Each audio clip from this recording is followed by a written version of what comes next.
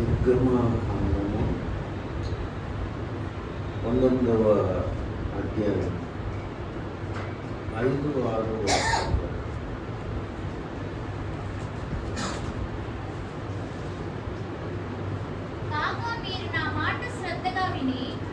కాగా మీరు నా మాట శ్రద్ధగా విని నా నిబంధన అనుసరించి నడిచిన ఎడల మీరు సమస్త దేశ జనులలో నాకు స్వకీయ సంపాద్యమగుదురు. సమస్త భూమియు నాదే కదా. మీరు నాకు యాజక రూపమైన రాజ్యముగాను పరిశుద్ధమైన జనముగాను ముందురని చెప్పు. ప్రార్థన చేసి, పరిశుద్ధుడైన దేవ, కృప కలిగిన ప్రభువా, మీ ఘనమైన గొప్ప నామానికి వేలాది స్తుతులు చెల్లిస్తున్నాం. దేవ, సజీవులుగా మమ్మల్ని నుంచి సజీవుడైన దేవుణ్ణి ఆరాధించే భాగ్యం మాకు ఇచ్చినందుకు నీకు స్తుతులు చెల్లిస్తున్నాం.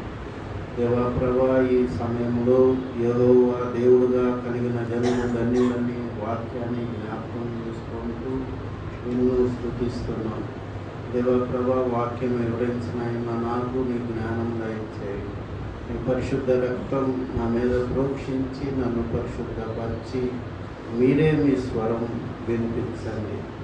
వచ్చిన ప్రతి బిడ్డతో మీ వాక్యం ద్వారా మాట్లాడండి. మీ వాక్యం ద్వారా స్వస్థపరచండి. మీ వాక్యం ద్వారా ఆశీర్వదించండి.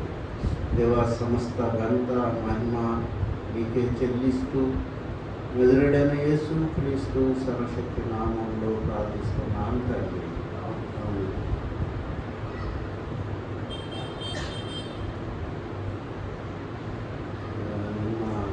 ఏం జరిగిందంటే మొన్న 3 బోర్డులు పైనుంచి కింద పడిపోతే నాకు నిన్న తెలిసింది. మొన్నే చెప్పిందట. నిన్న మరి నేను రాలేకపోయాను. అక్కడికి వచ్చి చూసేసరికి ఒక అతన్ని పిలిపించి మొత్తం తీపించాను. ఉదయం ఇక్కడికి వచ్చాను నేను. చేసి మొత్తం పొడి ఇదంతా ఈ పట్టాల మీద పొడి అసలు వారం పట్టుద్ది అన్నాడు దేవుడు. లేదు సాయంత్రం మనం జరుపుకోవాలి బల్లారాధనని చంద్రబాబు నాయుడు కాలనీ నుంచి ఒక సండే స్కూల్ టీచర్లు, ఇంకా ముగ్గురు, తర్వాత మార్ని వాళ్ళు, తర్వాత లాజర్ అని ఎలక్ట్రీషియను, డేవిడ్, మరి మేమందరం కలిసి నేను సుమారు 11:30 దాకా ఇక్కడే ఉన్నాను. ఉదయం దేవుని కృప నేను చూసి మళ్ళీ సాయంత్రం వచ్చినప్పుడు ఆశ్చర్యపోయాను. ఉదయం నేను మహాపట్టులు అదంతా వీడియో కూడా తీసుకున్నాను. సాయంత్రం వచ్చేసరికి చాలా చక్కగా మరి ఆరాధనకి యోగ్యంగా ప్రదేశం దేవుడు చేశాడు. మరి దేవుని సహాయం లేదే ఇంత క్విక్గా ఈ పనులన్నీ మనం చేయలేం. కాబట్టి బాగానే సంతోషం కలిగింది. సాయంత్రం గడపాలా లేదా లేకపోతే వాతావరణానికి మార్చాలా, సాయంత్రం ఆరాధన చాలా ఆలోచన చేసాము. దేవుని కృప వలన మనం యథావిధిగా ఇక్కడే మనం ఆరాధన జరుపుకోవడానికి దేవుడు సహాయం చేశాడు. ఇక్కడ మనం 19వ అధ్యాయము 5, 6 వాక్యాల్లో కాగా మీరు నా మాట శ్రద్ధగా విని నా నిబంధన అనుసరించి నడిచిన మీరు సమస్త జనులలో నాకు స్వకీయ సంపాద్యమవుతుంది. సమస్త భూమియు నాదే కదా. మీరు నాకు యాజక రూపమైన రాజ్యముగాను పరిశుద్ధమైన జన్మగాను ఉండురని చెప్పుకుంటూ నీవు ఇశ్రాయేలుతో పలకవలసిన మాటలు అని చెప్పగా. కాబట్టి ఇక్కడ దేవుని ఉద్దేశం ఆయన బయలుపరిచాడు అన్నమాట. మోషేతో ఏమని బయలుపరిచాడు? మొట్టమొదటి నుంచి కూడా దేవుడు ఎప్పుడు కూడా తనకై ఒక జనాంగాన్ని, తనకై ఒక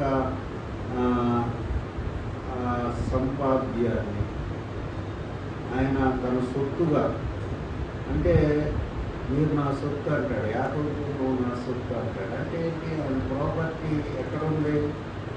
పరలోక రాజ్యంలో ఉంది, భూమి మీద కూడా ఆయన ప్రాపర్టీ ఉంది. ఏముంది ఆయన ప్రాపర్టీ? ఎవరు?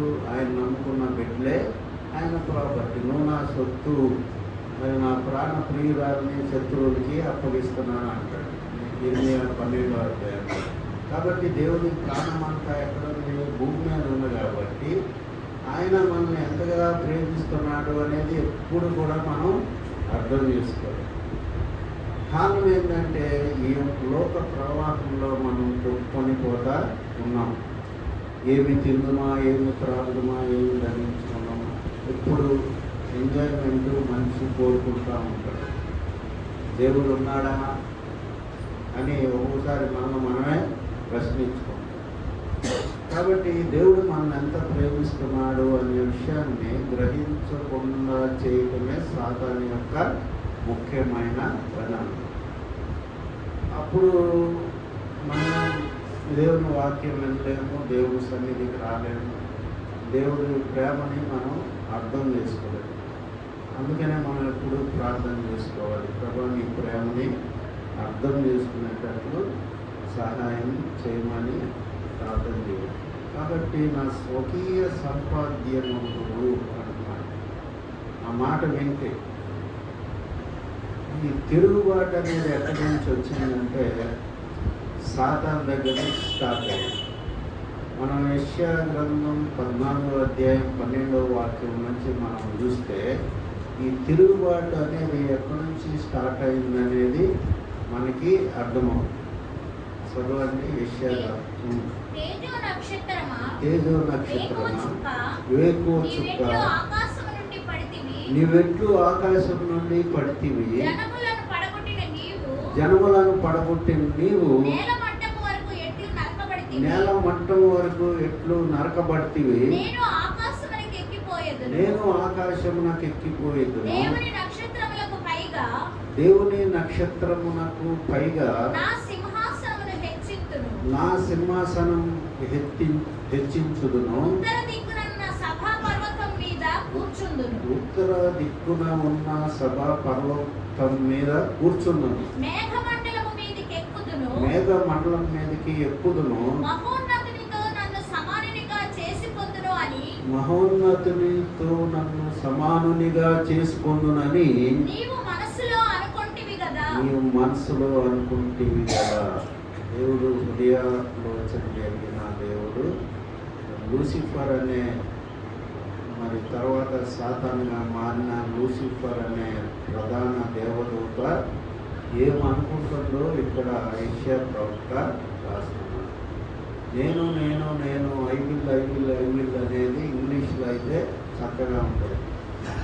కాబట్టి నేను దేవుడిని పక్కన పెట్టి దేవుని లార్డ్షిప్ని తీసేసి తనే దేవుళ్ళలాగా దేవతలాగా అవ్వాలని సాతానుడు ఉద్దేశించినట్లు ఆ వాక్యాలు మనకి చూపెడుతున్నాయి. దాని తర్వాత సాతానుని దేవుడు మరి భూమి మీదకి పడదోసినట్లు మరి హెజ్కేలు 28వ అధ్యాయం ఉంది, చదవనక్కర్లేదు. ఆ భూమి మీద పడవేసిన కాడి నుంచి ఆ తిరుగుబాటు కార్యక్రమం అనేది మొదలుపెట్టి ఏం చేసింది? అవ్వ ఆదాము దగ్గరికి వచ్చింది. అవ్వ ఆదాము దగ్గరికి వచ్చి వాళ్ళు కూడా దేవుని మీద తిరుగుబాటు చేశారు. ఏం చేశారు? దేవుడు ఇచ్చిన ఆజ్ఞని వాళ్ళు ఉల్లంఘించారు. అదే తిరుగుబాటు. దేవుడు ఇచ్చిన ఆజ్ఞలని మనం ఫాలో కాకపోవటమే దేవుని మీద తిరుగుబాటు. కాబట్టి ఆ విధమైన తిరుగుబాటు కంటిన్యూ అయింది అవ్వ ఆదాము. ఆ తర్వాత దేవుడు ఏం చేశాడు? ఇశ్రాయేలీని, అబ్రహాముని ఏర్పాటు చేశాడు. ఇక్కడ దేవుని ఉద్దేశం ఏంటంటే మానవుల పట్ల యాజక రూపమైన రాజ్యంగాను పరిశుద్ధమైన జనముగాను ఉండాలి. లోక రాజ్యంలో మనం ఉండాలంటే ఎట్లా పడితే అట్లా మరి దుష్టమైన హృదయంతో ఈ యొక్క లోకాశంతో మన ఇష్టానుసారం నెరవేర్చుకుంటూ పరలోక రాజ్యానికి ఎన్నడూ కూడా మనం చేరలేం. కాబట్టి యాజక రూపమైన రాజ్యముగాను పరిశుద్ధమైన జన్మగాను చెయ్యాలని తను సృష్టించిన మానవుడిని దేవుడు ఉద్దేశించి చాలా ప్రయత్నాలు చేశాడు. మనం ప్రసంగి గ్రంథం 7వ అధ్యాయం చివరి వాక్యం చూస్తే, ప్రసంగి గ్రంథం 7వ అధ్యాయం చివరి వాక్యం చూస్తే, మానవుడిని దేవుడు యథార్థవంతులుగా చేశాడు అని ఉంటుంది. ఏమనగా ఏమనగా దేవుడు నరులను యథార్థవంతులుగా పుట్టించును గాని నరులను యథార్థవంతులుగా పుట్టించను గాని వారు వివిధమైన తంత్రములు కల్పించుకొని ఉన్నారు. వారు వివిధమైన తంత్రములను కల్పించుకొని ఉన్నారు. కాబట్టి తిరుగుబాటు అనేది ఆదామావుతో స్టార్ట్ అయింది. తర్వాత మళ్ళీ ఏమైపోయింది, హత్య అది కయ్యను హేబెల్ని హత్య చేయటం, తర్వాత భూమిని శపించబడటం, ఒక చెడ్డ జనాంగం భూమి మీద తయారవటం, మళ్ళీ దేవుడు భూమి మీద నరులను చేసినందుకు సంతాపడినని ఆదికాండం 6వ అధ్యాయంలో ఉండటం, ఆ తర్వాత వాళ్ళందరినీ సముద్రంలో ముంచివేయటం, దేవుని దృష్టిలో నోవాహు ఒక్కడే నీతిమంతుడుగా కనపడ్డాడని ఉంది. నోవాహుని కుటుంబాన్ని మాత్రమే దేవుడు రక్షించాడు. ఆ తర్వాత వాళ్ళని ఆశీర్వదించాడు. తర్వాత ఏం జరిగింది, వాళ్ళు కూడా మళ్ళీ విగ్రహారాధన వైపు తిరిగిపోయారు. విగ్రహారాధన వైపు తిరగటమే దేవుణ్ణి ఎదురేసుకోవడం. తర్వాత ఆయన 12వ అధ్యాయంలో ఆదికాండం 12వ అధ్యాయంలో అబ్రహాముని పిలుచుకున్నాడు. పిలుచుకుని లోకం నుంచి వేరు చేశాడు. లోకంతో దేవుడు ఉండలేడను. అందుకనే మనం కూడా దేవుని బిడ్డలమైన మనము లోకంతో సాంగత్యం చేయకూడదు. అది లోక సాంగత్యము చేయకూడదని రోమీయులకు రాసిన పత్రిక 12వ అధ్యాయంలో మనం చూస్తామన్నమాట. ఈ లోక మర్యాద చొప్పున నడుచుకోకూడదు.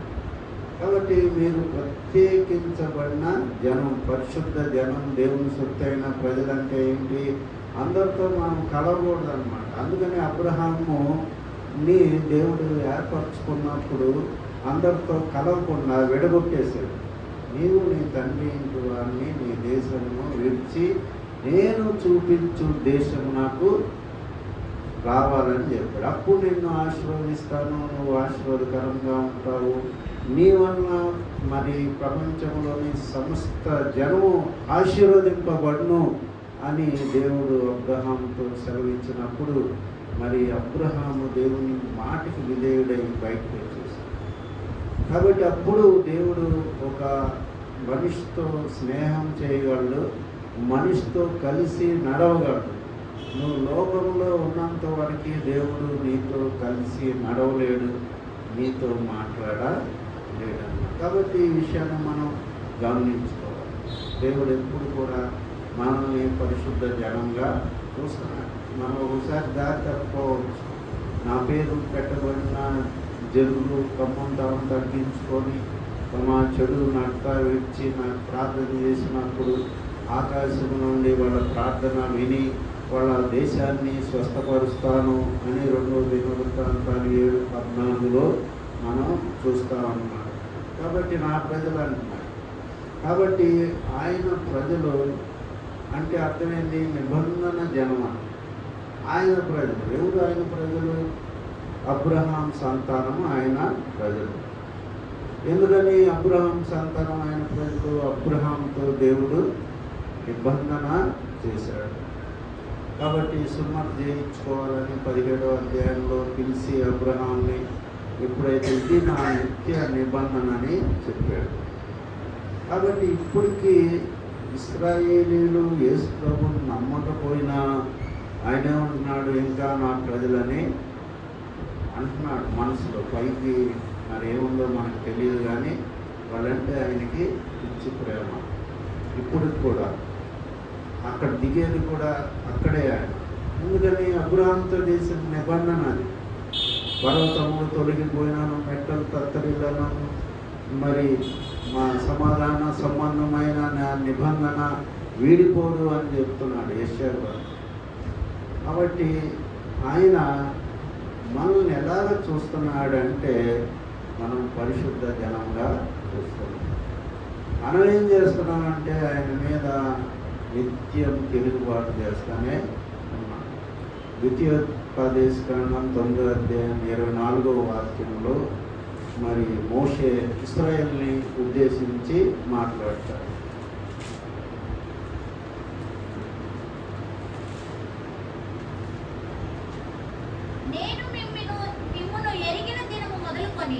నేను మిమ్మల్ని ఎరిగిన దినం మొదలుకొని మీరు యెహోవా మీద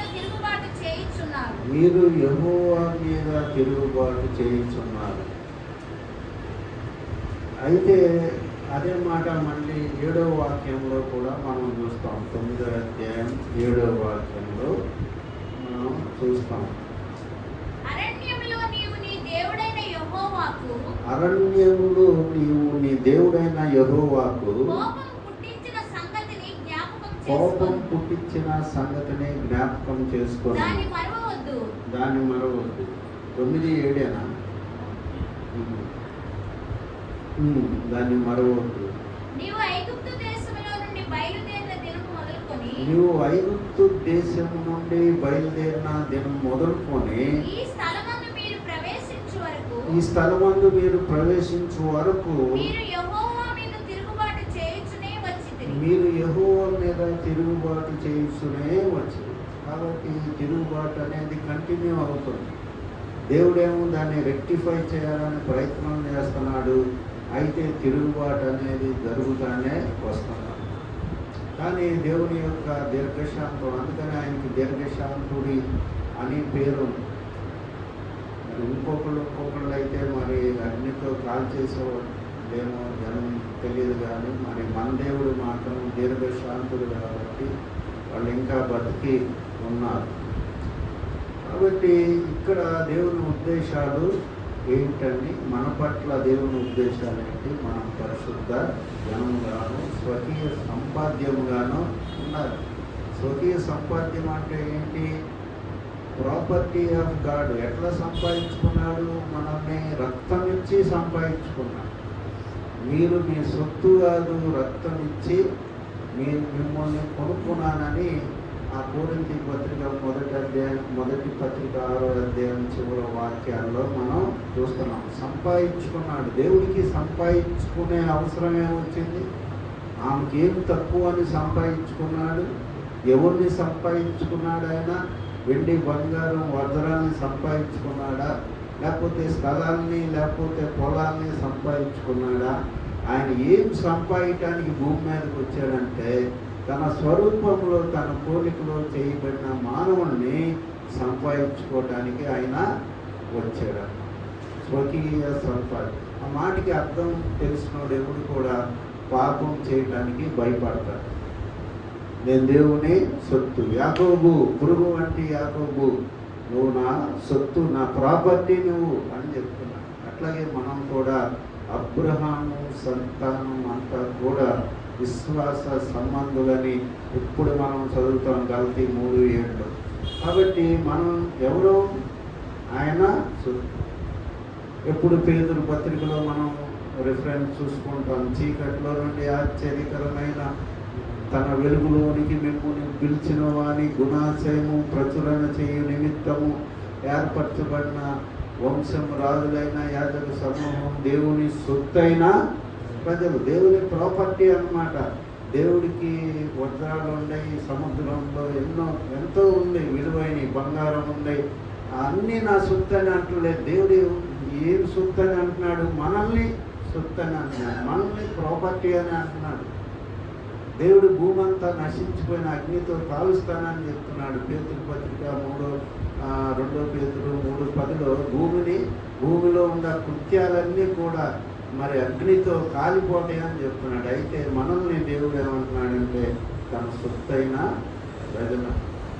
కాబట్టి దేవుని ప్రేమని అర్థం చేసుకోవాలి. మనం ఏదో పాట పాడతాం కానీ ఆయన ప్రేమని అర్థం చేసుకోలేమన్నమాట. మనం కూర్చుని ఆలోచించినప్పుడు, ఆయన ప్రేమను ఆలోచించినప్పుడు దుఃఖం కూడా వస్తుంది. అందుకని చాలామంది ఏడుస్తూ ఉంటారు. వాళ్ళేం పిచ్చోళ్ళేం కాదు. కాబట్టి దేవుడు మనల్ని ఎంత ప్రేమిస్తున్నాడో మనం అర్థం చేసుకోవటమే భక్తిలో ఒక భాగం. తర్వాత మనం చూసినట్లయితే అక్కడ అబ్రహాం ఏర్పాటు చేసుకున్న తర్వాత దేవుడు ఐగుప్తులో నుంచి ఆమె బయటికి తీసుకొచ్చినప్పుడు వాళ్ళు ఏం చేశారు? విగ్రహాన్ని కూడా తెచ్చుకున్నారు. ఈ మాట ఎక్కడ ఉందంటే హెస్కేలు గ్రంథం 20వ అధ్యాయం 7-8 వాక్యాల్లో వాళ్ళు ఎట్లా వచ్చారు? పరిశుద్ధులుగా వాళ్ళు రాలా బయటికి. ఒక విగ్రహారాధికులుగా వాళ్ళు బయటికి వచ్చారు. అంటే దేవుడి ప్లాన్ ఏంటంటే నిదానంగా వాళ్ళని అనాయింట్ చేసి పరిశుద్ధ జనంగా చేయాలని దేవుని యొక్క ఉద్దేశం. హెస్కేలు గ్రంథం 20వ అధ్యాయము 7-8 వాక్యాలు.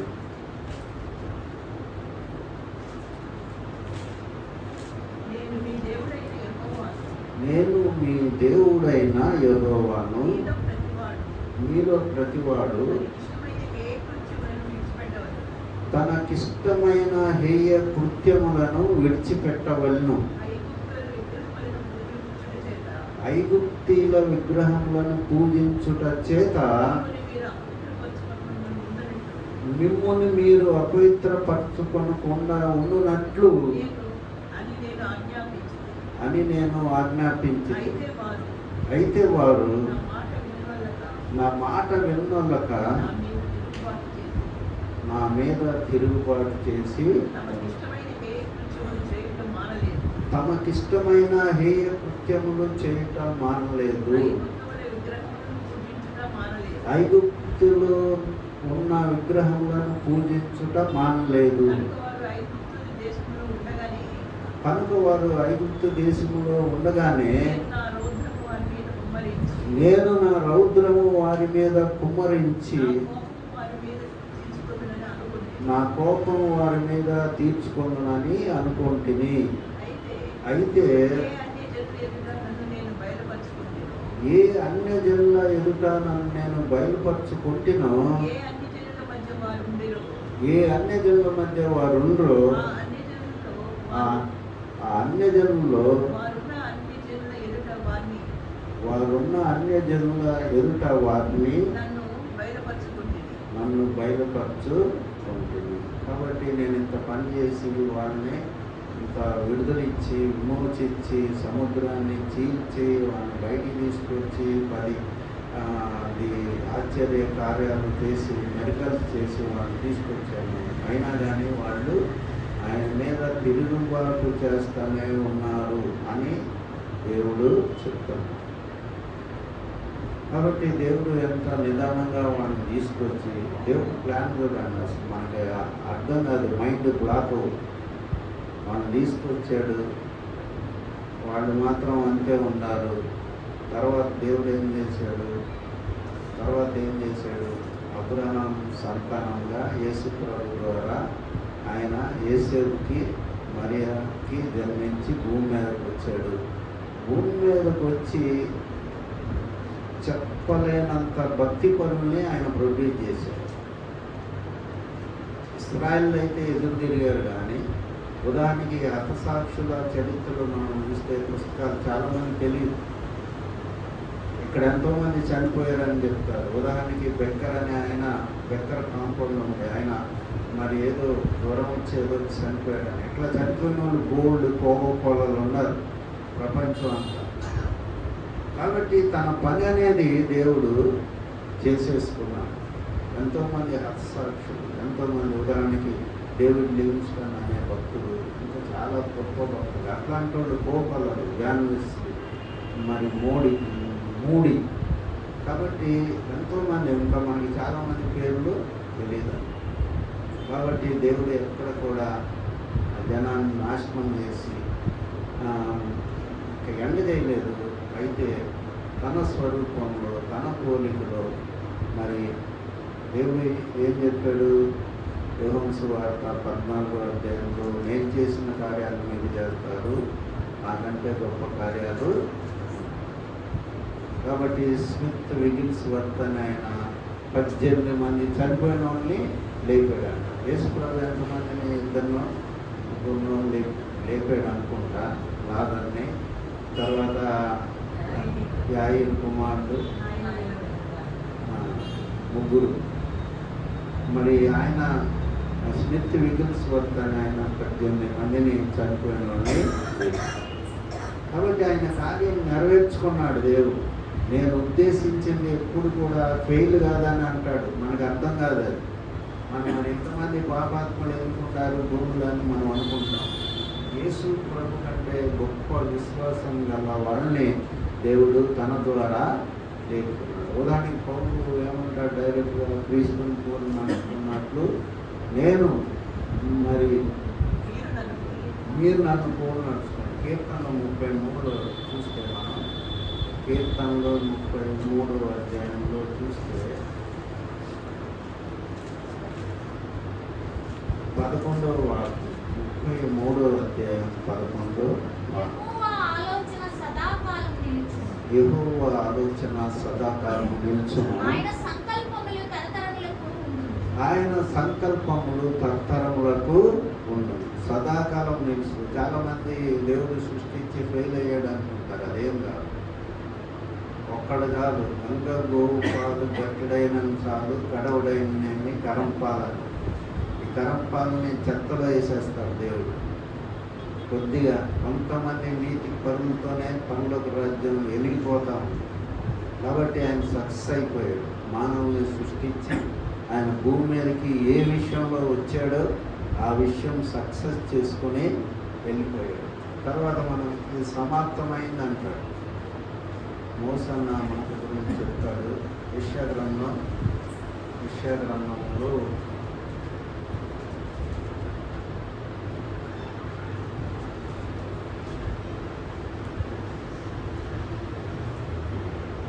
55వ అధ్యాయం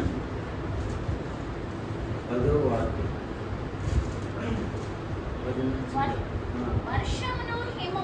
వర్షమును హిమమును ఆకాశం నుండి వచ్చి అక్కడికి ఎలాగూ మరలక భూమిని తడిపి విత్తువానికి విత్తనమును భుజించువానికి ఆహారమును కలుగుటకై అది చిగిర్చి వర్ధిల్లునట్లు చేయును. అలాగే నా నోట నుండి వచ్చు వచనమును ఉండును. నిష్ఫలంగా నా యొద్దకు మరలగా అది నాకు అనుకూలమైన దాన్ని నెరవేర్చు. కాబట్టి దేవుని యొక్క ఉద్దేశాలు 100% నెరవేరు. ఆయనకు ఒక లెక్క ఉంది, భూమి మీద ఎంతమందిని ఏర్పాటు చేసుకోవాలి. మరి ఎఫెసీ 1వ అధ్యాయం 4వ వాక్యంలో ఆయన ఏర్పాట్లో ఉన్న వాళ్ళు ఉంటారని ఉంది. ఎఫెసీ 1:4వ అధ్యాయంలో చాలామంది బ్రాహ్మణ పూజారులు ఇస్లాం మతం నుంచి యేసు ప్రభువుని నమ్ముకుంటారు. ఎందుకంటే భూమి పునాదులు వేయక ముందు ఆయన ఏర్పాట్లు ఉన్నవాళ్ళు వచ్చేస్తారు. మామూలుగా అయస్కాంతానికి ఇనుప రోజున ఎట్లా వస్తుందో వచ్చేస్తారు. ఏర్పాట్లు లేనివాడు క్రైస్తవుడైనా మనం వాడికి ఎంత చెప్పినా ఇంటికి వెళ్ళి ప్రార్థన చేసిన వాడు మా. కాబట్టి చదవండి 1:4వ అధ్యాయం.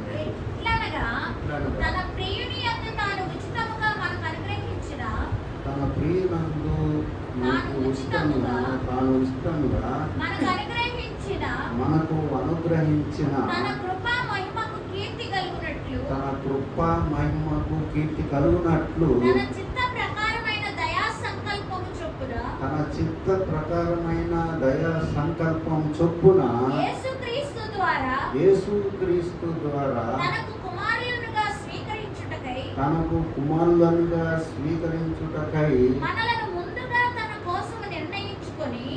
ముందుగా తన కోసం నిర్ణయించుకొని మనము తన ఎదుట పరిశుద్ధులమును నిర్దోషులమునై ఉండవలెనని మనము తన ఎదుట పరిశుద్ధులము నిర్దోషులము అయి ఉండవలెనని జగత్తు పునాది వేయబడక మునిపే జగత్తు పునాది వేయబడకముందే ప్రేమ చేత ఆయన క్రీస్తులో మనలను ఏర్పరచుకొనెను. ప్రేమ చేత క్రీస్తులో మనల్ని ఏర్పరచుకున్నాడు. కాబట్టి ఆయన ఏర్పాటులో ఉన్నవాళ్ళు వెంటనే ఆ యొక్క సువార్తకి స్పందించి యేసు ప్రభువుని నమ్ముకుని ఆయన మందలోకి వచ్చేస్తారు. ఆయన ఏర్పాటులో లేని వాళ్ళు బిషపులు అయినా ఎవరైనా కానీ మరి నాశనానికి దారి తీస్తారు, నాశనం వైపు పోతారు అన్నమాట. అది ఆయన శాస్త్రుని పరిశీలన ఉద్దేశించి 23వ అధ్యాయంలో మధ్య మీరు పరలోక రాజ్యానికి చేరే వాళ్ళని రానియరం. కాబట్టి అదంతా ఆయన ఏర్పాటులో లేదు. తర్వాత 8వ అధ్యాయం 21వ వాక్యంలో యోహాను సువార్తలో నేను వెళ్ళిపోతున్నాను, మీరు నన్ను వెతుకుతారు, నన్ను మీరు కనుగొనలేదు, పాపంలోనే ఉండి మీరు నశించుకోతారు. కాబట్టి బిషప్ అయినంత మాత్రాన ఆయన ఏర్పాటులో ఉన్నాడని మనం అనుకోకూడదు. మరి కఠినమైన తీర్పు మీకు రాకుండా మీలో అనేకులు బోధకులు కాకుండా, బోధకులకి హెచ్చరిక అన్నమాట. బోధకులు గర్వపడ్డారంటే మళ్ళీ సాతాన్లాగా అయిపోతారు. కాబట్టి ఎప్పుడు జాగ్రత్తగా మనం ఉండాలన్నమాట. మనం ఏమై ఉన్నామో పౌలు గ్రహించాడు, నీ కృప వల్ల నేను అయి ఉన్నాను. కాబట్టి మనం మన నీతి కార్యాల వలన మనం గొప్పడం కాలేం, కానీ దేవుని కృప వలన మనం గొప్పడం అవుతామనే సత్యాన్ని మనం తెలుసుకోవాలి. చివరిగా మనం 2-3 వాక్యాలు చూసుకొని మనం ముగించుకున్నాం. మరి కొరింథీయులకు రాసిన 2వ పత్రిక 6వ అధ్యాయం 18వ వాక్యం 17-18 చదువు. దేవుని ఆలయమునకు విగ్రహములతో ఏమి పొందిక? దేవుని ఆలయమునకు విగ్రహములతో ఏమి పొందిక? మనము జీవము గల దేవుని ఆలయమై ఉన్నాము. మనము జీవము గల దేవుని ఆలయమై ఉన్నాము. అందుకు దేవుడు ఇలాగు సెలవిచ్చుచున్నాడు. అందుకు దేవుడు ఇలాగు సెలవిచ్చున్నాడు. నేను వారిలో నివసించి సంచరింతును. నేను వారిలో నివసించి సంచరింతును. నేను వారి దేవుడనై ఉందును. నేను వారి దేవుడినై ఉండును. వారు నా ప్రజలై ఉందురు. వారు నా ప్రజలై ఉందురు. కావున మీరు వారి మధ్య నుండి బయలువెళ్ళి బయలు వెళ్ళి ప్రత్యేకముగా ఉండుడి. ప్రత్యేకంగా ఉండుడి. అపవిత్రమైన దానిని ముట్టకుడని ప్రభువు చెప్పుచున్నాడు. అపవిత్రమైన దాన్ని ముట్టకుడని ప్రభువు చెప్పుచున్నాడు. మరియు నేను మిమ్మల్ని చేర్చుకొందును. నేను చేర్చుకొందును. మీకు తండ్రినై ఉందును. మీకు తండ్రినై ఉండును. మీరు నాకు కుమారులను కుమార్తెలునై ఉందురని. మీరు నాకు కుమారులను కుమార్తెలనై ఉండురని సర్వశక్తిగల ప్రభువు చెప్పుచున్నాడు. సర్వశక్తిగల ప్రభువు చెప్పుచున్నాడు. కాబట్టి యేసు ప్రభు దేవుని కుమారుడు అయితే మనం ఎవరు? ఆయన కుమారులు కుమార్తెలని చెప్తున్నాడు. ఎంత గొప్ప పదాలు వాడాడంటే అది ఊహించడానికి కూడా మరి అందుబాటులో లేని పదాలు దైవ గ్రంథంలో రాయబడి, నేను మీకు తండ్రినై ఉంటాను, మీరు నాకు కుమారులు కుమార్తెలై. కాబట్టి మనం ఎంత జాగ్రత్తగా లోకంలో ఉండాలనేది మనం ఆలోచించుకోవాలి, విమర్శించుకోవాలి. అందుకనే మనం ఈ బలారాధనని జరిపిస్తున్నాం. కాబట్టి మరి divine solution for human problem ఏంటంటే క్రూసిఫికేషన్ అంటారు, శిలువ మరణం అన్నమాట. దేవుడు మానవ సమస్యకి ఏం పరిష్కరించాడంటే శిలువ మరణం ద్వారా ఈ తిరుగుబాట్లు వీటన్నిటినీ కూడా ఆయన మరి ఆ శిలువను చూసినప్పుడల్లా మన కఠినమైన ఉదయం కరిగిపోద్దని దేవుని ఉద్దేశం. మన లోక సంబంధమైన ఇచ్చలు కోరికలు అన్నీ కూడా త్యజించుకుంటామని దేవుని ఉద్దేశం. దేవుడు ఏం డిక్టేటర్ లాగా మీరు నన్ను నమ్మాలి లేకపోతే నరకంలో వేస్తానని అనలేదు. దేవుడు మీరెంత పాపనైనా నేను క్షమిస్తాను, నా వైపు తిరగండి, ప్రయాసపడి భారం మోస్తున్న సమస్తమైన వాళ్ళారా నా యొద్దకు. చివరి నిమిషంలో చివరి క్షణంలో మొట్టమొదట 2 దొంగలు యేసు ప్రభుని విమర్శించారు. అయితే చివరిలో ఒకటి తెలుసుకొని ఈయన ఎవరో మహానుభావుడు దేవుడు. అందుకనే సైలెంట్గా ఉన్నాడు. ఎంత కొడుతున్నా తిడుతున్నా అని గ్రహించి యేసు ఆయనకు ఒక రాజ్యం ఉందని, ఆయన రాజ్యం పైన ఉందని గ్రహించి యేసు నీ రాజ్యంతో వచ్చేటప్పుడు నన్ను జ్ఞాపకం చేసుకోమని అడిగినప్పుడు వెంటనే యేసు ప్రభు ఏమన్నాడు, నేడు నీవు నాతో కూడా పరదేశంలో ఉంటావని చెప్పాడు. అంత గొప్ప దేవుడు యేసు క్రీస్తు ప్రభు. కాబట్టి యేసు క్రీస్తు ప్రభు అని మనం ఆయన ప్రభుత్వం కింద మనం ఉండాలని. చివరిగా మనం రోమీయులకు రాసిన పత్రిక 10వ అధ్యాయం 9, 10 వాక్యాలు చదువుకొని ముగించుకున్నాం.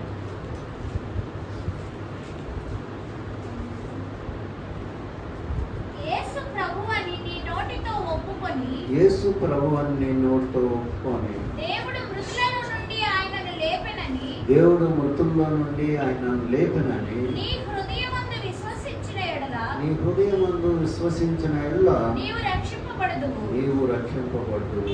ఏలయనగా ఏలయనగా నీతి కలుగునట్లు మనుషుడు హృదయంలో విశ్వసించును, నీతి కలుగునట్టు మనుషుడు హృదయంలో విశ్వసించును, రక్షణ కలుగునట్లు నోటితో ఒప్పుకొనును. రక్షణ కలుగునట్లు నోటితో ఒప్పు.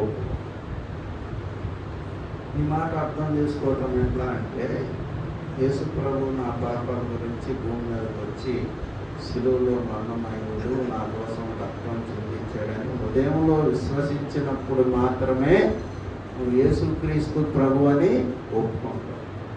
హృదయంలో విశ్వసించుకోకుండా చేయెత్తి బాప్తిసం తీసుకున్నావు అనుకో, ఎన్నడూ నీకు రక్షణ అనేది కలగదు.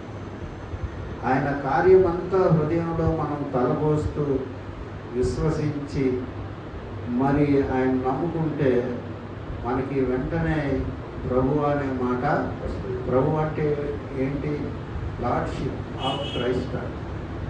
ఆయన యొక్క ప్రభుత్వం కిందకి మనం వెళ్ళిపోతాం మనం తెలియకుండా.